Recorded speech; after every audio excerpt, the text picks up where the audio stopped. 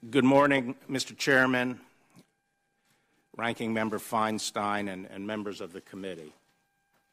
It's a privilege to come before you today, and I'm honored that President Trump has nominated me for the position of Attorney General. I regret that I come before this committee at a time when much of our government is shut down, and my thoughts are with the dedicated men and women of the Department of Justice and other federal workers, many of whom continue to perform their critical jobs. As you know, if the Senate confirms me, this would be my second time I would have the honor of holding this office. During the 4 years I served under President George H.W. Bush, he nominated me for 3 successive positions in the department: the Assistant Attorney General for the Office of Legal Counsel, the Deputy Attorney General, and finally the Attorney General. And this committee unanimously approved me for each of those offices. 27 years ago at my confirmation hearing, I explained that the Office of Attorney General is not like any other cabinet post. It is unique and has a critical role to play under our constitutional system. I said then, the Attorney General has a very special obligation, unique obligations. He holds in trust the fair and impartial administration of justice. It is the Attorney General's responsibility to enforce the law even-handedly and with integrity. The Attorney General must ensure that the administration of justice, the enforcement of the law, is above and away from politics. Nothing could be more destructive of our system of government, of the rule of law, or the Department of Justice as an institution than any toleration of political interference with the enforcement of the law. I believe this as strongly today as I did 27 years ago, indeed more strongly. We live in a time when the country is deeply divided. In the current environment, the American people have to know that there are places in the government where the rule of law, not politics, holds sway, and where they will be treated fairly based solely on the facts and the even-handed application of the law. The Department of Justice must be that place. I did not pursue this position, and when my name was first raised, I was reluctant to be considered and indeed proposed a number of alternative candidates. I'm 68 years old, partially retired, and nearing the end of a long legal career. My wife and I were looking forward to a peaceful and cherished time with our daughters and grandchildren. And I've had this job before.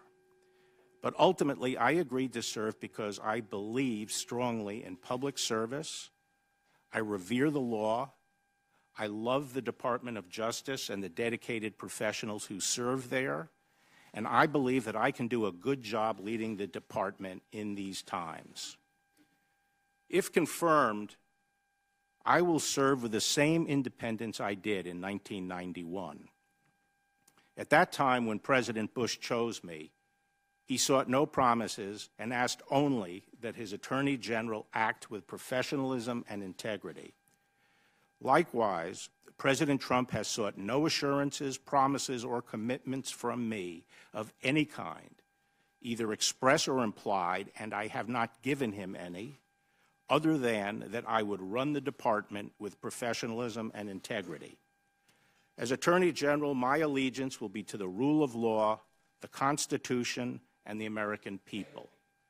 This is how it should be, this is how it must be, and if you confirm me, this is how it will be. Now let me address a few matters I know are on the minds of some of the members of this committee. First, I believe it is vitally important that the special counsel be allowed to complete his investigation. I have known Bob Mueller for 30 years. We worked closely together throughout my previous tenure at the Department of Justice.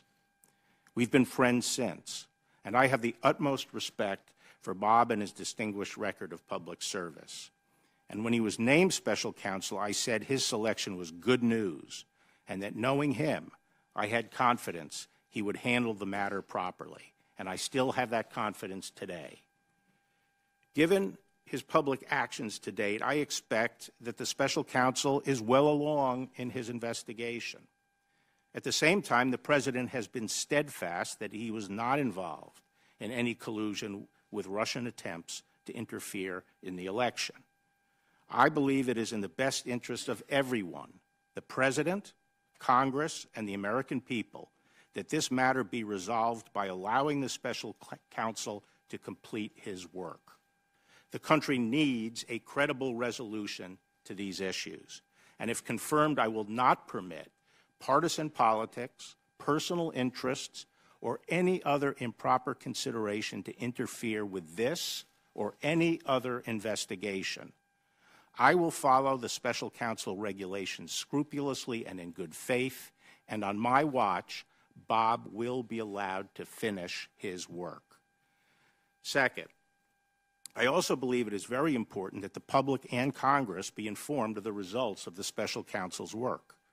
My goal will be to provide as much transparency as I can consistent with the law. I can assure you that where judgments are to be made, I will make those judgments based solely on the law, and I will not let personal, political, or other improper interests influence my decision. Third, I would like to briefly address the memorandum that I wrote last June. I wrote the memo as a former Attorney General who has often weighed in on legal issues of public importance, and I distributed it broadly so that other lawyers would have the benefit of my views. My memo was narrow, explaining my thinking on a specific obstruction of justice theory under a single statute that I thought, based on media reports, the special counsel might be considering. The memo did not address or in any other way question the special counsel's core investigation into Russian efforts to interfere in the election, nor did it address other potential obstruction of justice theories or argue that some have wrongly suggested that a president can never obstruct justice. I wrote it myself, on my own initiative, without any assistance, and based solely on public information. I would like to comment very briefly on my priorities if confirmed as Attorney General. First, we must continue the progress we've made on violent crime, while at the same time recognizing the changes that have occurred since I last served as Attorney General. The recently passed First Step Act, which I intend to diligently implement if confirmed, recognizes the progress we have made over the past 3 decades in fighting violent crime. As Attorney General, I will ensure that we will continue our efforts to combat violent crime. In the past, I was focused on predatory violence, but today I am also concerned about another kind of violence. We can only survive and thrive as a nation if we are mutually tolerant of each other's differences, whether they be differences based on race, ethnicity, religion, sexual orientation, or political thinking. And yet we see some people violently attacking others simply because of their differences. We must have zero tolerance for such crimes, and I will make this a priority as Attorney General if confirmed.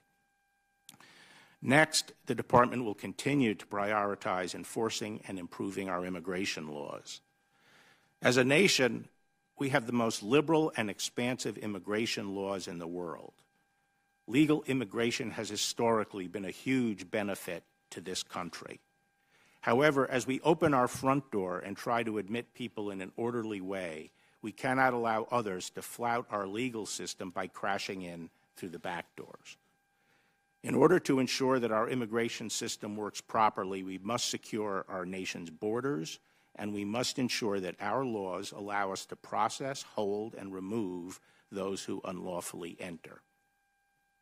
Finally, in a democracy like ours, the right to vote is paramount. In a period of great political division, one of the foundations of our nation is our enduring commitment to the peaceful transition of power through elections.